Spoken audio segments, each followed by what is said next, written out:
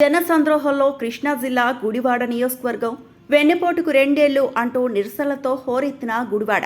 Eluru road నుండి market centre వరకు సాగిన నిరసన ప్రదర్శన కార్యకర్తలు పార్టీ శ్రేణులతో కదం తొక్కి ర్యాలీలో పాల్గొన్న కొడాలి నాని సంపద సృష్టిస్తామని చెప్పి అధికారంలోకి వచ్చిన కూటమి ప్రభుత్వం అడ్డగోలుగా లక్షల కోట్ల అప్పు చేస్తూ రాష్ట్రాన్ని అధోగతి పాలు చేస్తుందని ధ్వజమెత్తారు మాజీ మంత్రి కొడాలి నాని.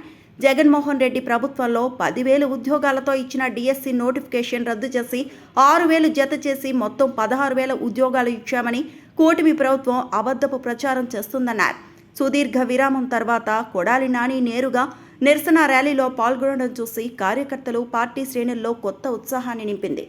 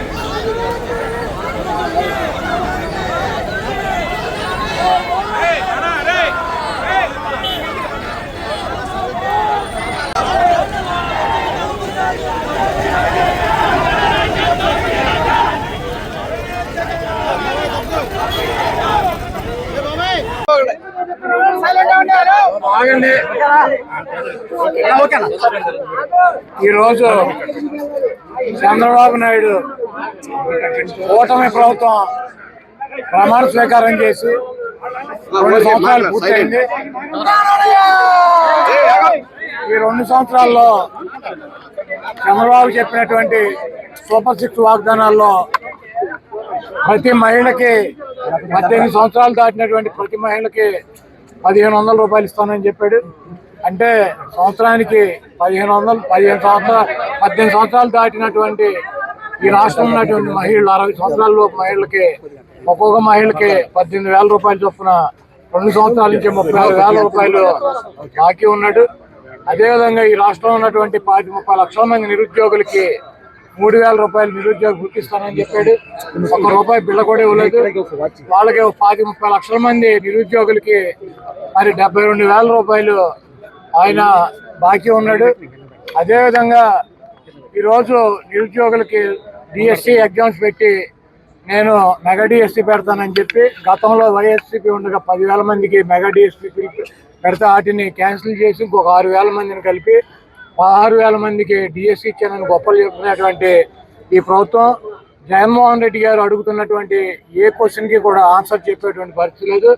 ఈరోజు నిరుద్యోగులకి సక్రమ మార్గంలో ఇవ్వాల్సినటువంటి ఉద్యోగాలను కూడా మరి బంధుప్రీతితో పార్టీ ప్రీతితో డబ్బు మీద మమకారంతో మరి నిజంగా కావాల్సినటువంటి వాళ్ళకి అన్యాయం చేసి ఈరోజు వాళ్ళ డిఎస్సి ఉద్యోగులు పొట్ట కూడా కొట్టినటువంటి ప్రభుత్వం ఈ ప్రభుత్వం. అదేవిధంగా ఈ రాష్ట్రాన్ని అనేక రకాలుగా అభివృద్ధి చేస్తాను, నేను సంపద సృష్టిస్తానని చెప్పాడు. సంపద సృష్టించేది ఏం లేదు.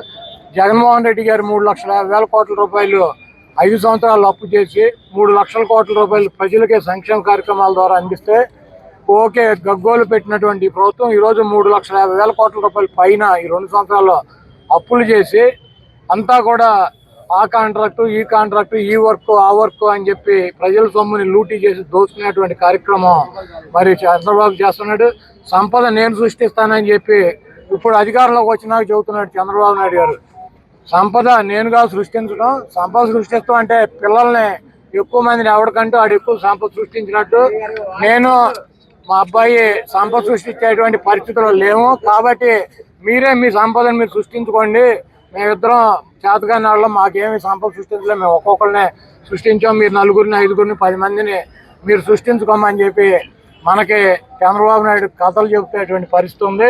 అదేవిధంగా జగన్మోహన్ రెడ్డి గారిని, మా పార్టీని గొడ్డల పార్టీ అని చెప్పి చంద్రబాబు, లోకేష్, తెలుగుదేశం పార్టీలో ఉన్నటువంటి ప్రతి వాళ్ళతోనూ ఆయన ఎల్లో మీడియాతో మాట్లాడిస్తున్నాడు.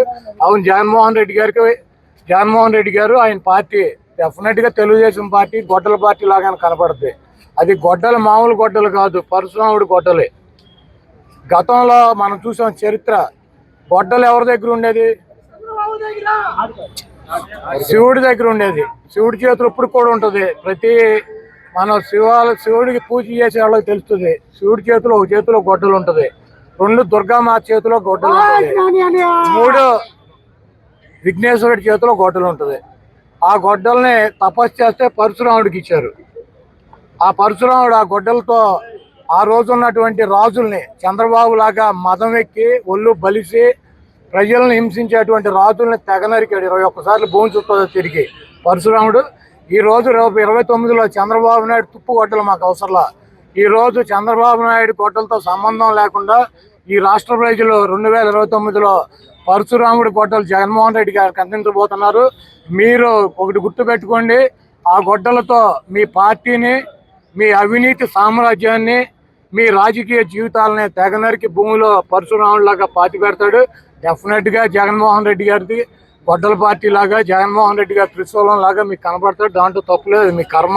మీరు చేసినటువంటి పాపాలకి, మీరు చేస్తున్నటువంటి అబద్ధాలకి, మీరు చేస్తున్నటువంటి 420 కార్యక్రమాలకి డెఫినెట్గా జగన్మోహన్ రెడ్డి గారు మీ గొడ్డల్లా కనపడటంలో మీకు, మీ పార్టీకి, మీ అభిమానులకి, మీ మీడియాకి తప్పులేదు. అది పరశురాముడి గొడ్డలు. తప్పకుండా ఆ పరశురాముడి గొడ్డలి 2029లో ప్రజలు జగన్మోహన్ రెడ్డి గారు చేతికిస్తారు. ఆ ప్రజలు ఇచ్చినటువంటి గొడ్డలతో మీ అవినీతి సామ్రాజ్యాన్ని పోకటి వేలతో సహా పగలిస్తారు.